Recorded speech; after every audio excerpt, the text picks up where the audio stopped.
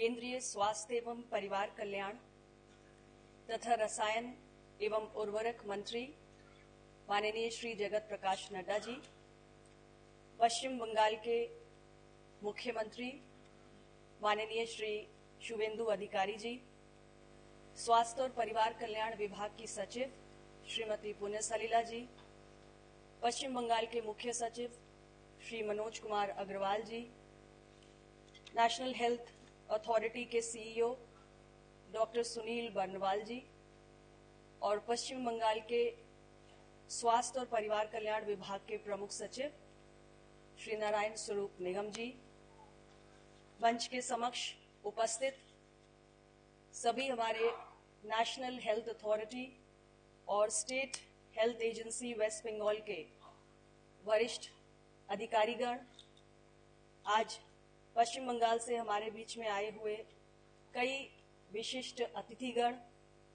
Party कार्यकर्ता, पदाधिकारी और मीडिया के हमारे सम्मानित साथी, आज हम सभी एक बेहद ऐतिहासिक और यादगार क्षण के साक्षी बनने जा रहे हैं। नेशनल हेल्थ अथॉरिटी और स्टेट हेल्थ एजेंसी पश्चिम बंगाल के बीच राज्य में आयुष्मान भारत प्रधानमंत्री जन आरोग्य योजना को लागू करने के उद्देश्य से हस्ताक्षरित होने वाला एमओयू ये महज एक कागजी औपचारिकता नहीं है, बल्कि पश्चिम बंगाल की करोड़ों करोड़ जरूरतमंद और गरीब जनता के जीवन में होने वाले एक बहुत अहम बदलाव की शुरुआत है। मैं आज के इस अवसर पर पश्चिम बंगाल के माननीय मुख्यमंत्री जी को बहुत बहुत बधाई देती हूं कि उनकी सरकार ने अपने राज्य में भारत सरकार की इस योजना को लागू करने का ये निर्णय किया है और साथ ही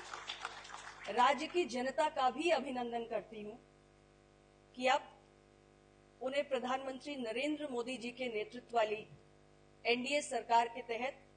स्वास्थ्य और परिवार कल्याण मंत्रालय की इस अत्यंत जन कल्याणकारी योजना का लाभ मिलने जा रहा है। इस एमओयू के साइन होने के साथ ही अब देश के अन्य राज्यों के समान पश्चिम बंगाल भी इस योजना के दायरे में आ जाएगा और जैसे हमारे देश के तमाम राज्यों में आयुष्मान भारत प्रधानमंत्री जन आरोग्य योजना, जो इस दुनिया की सबसे बड़ी हेल्थ इंश्योरेंस स्कीम है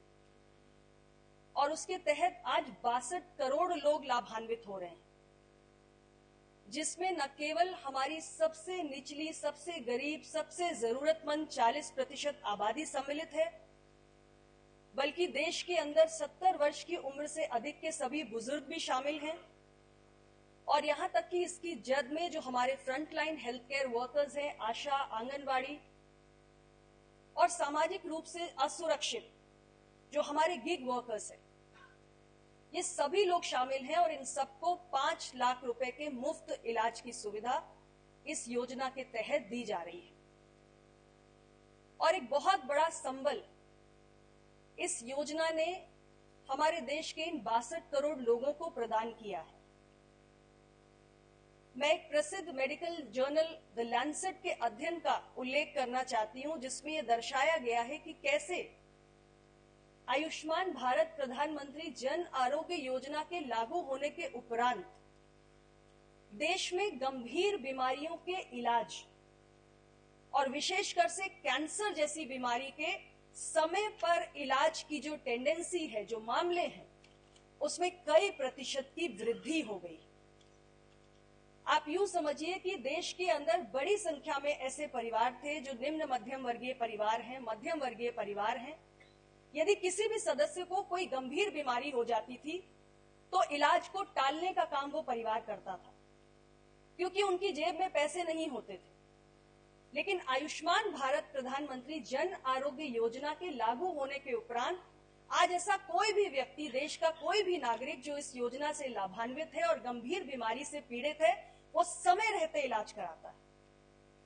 और इसका लाभ ये हो रहा है कि कोई भी बीमारी गंभीर स्वरूप नहीं धारण कर रही है, जिससे एक आम नागरिक की तकलीफें भी कम हो रही हैं और जो हमारे देश के बड़े बड़े अस्पताल हैं उन पर बोझ भी कम हो रहा है। ये लैंसेट की स्टडी में दर्शाया गया है। और आज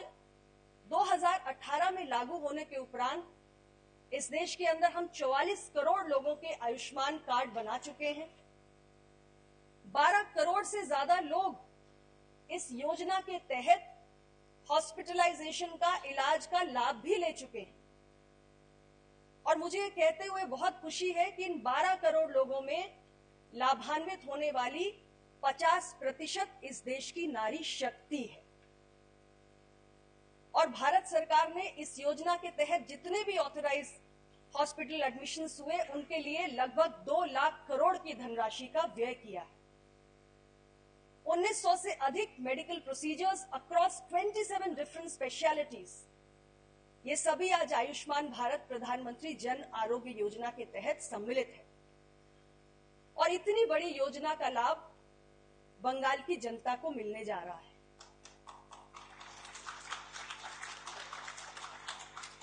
ये दुर्भाग्य की बात है कि पश्चिम बंगाल में पूर्ववर्ती सरकार ने 1 करोड़ 43 लाख परिवारों को, यानी 6 करोड़ से अधिक अपने राज्य के नागरिकों को महज राजनीतिक द्वेष और दुर्भावना के चलते भारत सरकार की इतनी बड़ी लाभकारी योजना से वंचित रखा। लेकिन अब इस एमओयू के साइन होने के उपरांत सारी बाधाएं दूर हो जाएंगी और ये 1 करोड़ 43 लाख परिवार, यानी 6 करोड़ से अधिक पश्चिम बंगाल के नागरिक इस योजना के तहत कहीं भी 36,000 से अधिक जो एम्पैनल्ड अस्पताल है, प्राइवेट और सरकारी दोनों, देश के किसी भी कोने में अपना मुफ्त इलाज करा सकेंगे। और इसका सबसे बड़ा लाभ, अभी मुख्य सचिव जी कह रहे थे कि ऐसे बहुत सारे जिले हैं, मालदा, मुर्शिदाबाद, नादिया, यहां से पश्चिम बंगाल के नागरिक निकलकर देश के कोने कोने में जाते हैं। मुंबई, बेंगलुरु, चेन्नई, केरला, कई जगह काम की खोज में जाते हैं। और जो नेशनल पोर्टेबिलिटी फीचर इस योजना के तहत निहित है, उसका सबसे बड़ा लाभ इस माइग्रेंट पॉपुलेशन को, ये प्रवासी जो हमारे नागरिक हैं पश्चिम बंगाल के, उनको मिलने जा रहा है कि देश के किसी भी कोने में वो काम करने के लिए जाएं, यदि उन्हें इलाज की आवश्यकता है और उनके पास आयुष्मान भारत योजना का कार्ड है, तो किसी भी एम्पैनल्ड अस्पताल में वो अपनी इच्छा के अनुरूप अपना इलाज करवा सकते हैं। और बंगाल के हमारे वरिष्ठ नागरिक, हमारे सीनियर सिटीजन्स भी अब बढ़ती उम्र के साथ तमाम गंभीर बीमारियों के इलाज के लिए वो किसी के आगे हाथ फैलाने के लिए विवश नहीं है। सर उठाकर जी सकते हैं, सम्मान से जी सकते हैं, क्योंकि भारत सरकार ने 5 लाख रुपए के मुफ्त इलाज का सुरक्षा कवच उन्हें प्रदान किया है।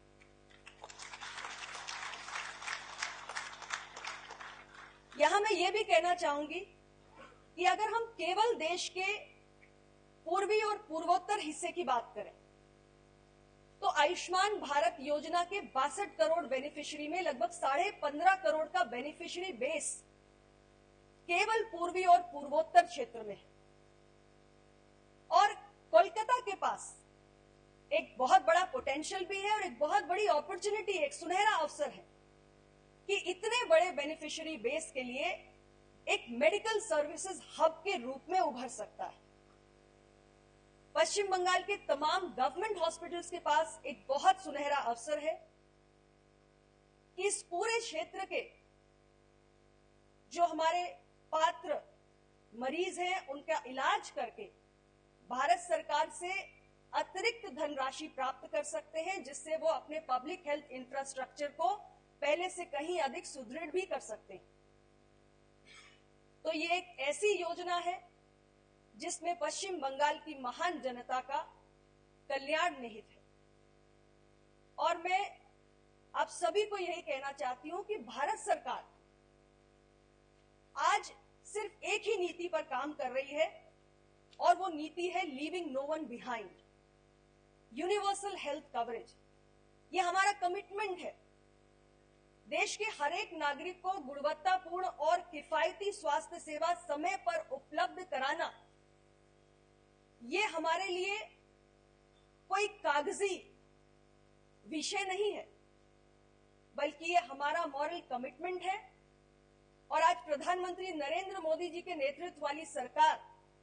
अपने हर वादे को कागजों से उतारकर अमली जामा पहनाने के लिए जानी जाती है। और पश्चिम बंगाल में भी वहां के 11 करोड़ नागरिकों को यूनिवर्सल हेल्थ कवरेज सुनिश्चित हो, यह हमारा संकल्प है। स्वस्थ बंगाल से स्वस्थ भारत का निर्माण हो, ऐसी हमारी कोशिश है, ऐसी हमारी मंशा है। और यहां पर नेशनल हेल्थ अथॉरिटी के साथ साथ स्टेट हेल्थ एजेंसी के जितने भी ऑफिसर्स बैठे हुए हैं, हालांकि चीफ सेक्रेटरी साहब ने भरोसा भी दिलाया। मैं आपको यही कहना चाहती हूं कि इस एमओयू को साइन करने के बाद हमारा काम खत्म नहीं होता, बल्कि हमारा असली काम अब शुरू होता है। इस योजना को जन जन तक पहुंचाना, तेज गति के साथ आयुष्मान कार्ड्स बनाना, ज्यादा से ज्यादा अस्पतालों का एम्पैनलमेंट करना, लोगों को इलाज मिल सके, क्वालिटी हेल्थ केयर मिल सके और उनके जेन्युइन ग्रीवेंसेस को हम हल कर सके। आज के बाद से हम सभी की यही कोशिश होनी चाहिए। तो मैं आप सभी को यही अपील करूंगी कि हम सभी इस योजना का, जिसका उद्देश्य इतना पुनीत है, हम उसे धरातल पर उतार के पश्चिम बंगाल की जनता के साथ न्याय करें और भारत सरकार की इस योजना से उन्हें लाभान्वित करें। आप सबको पुनः बहुत बहुत बधाई। पश्चिम बंगाल की जनता का पुनः बहुत अभिनंदन, बहुत बहुत धन्यवाद। जय हिंद।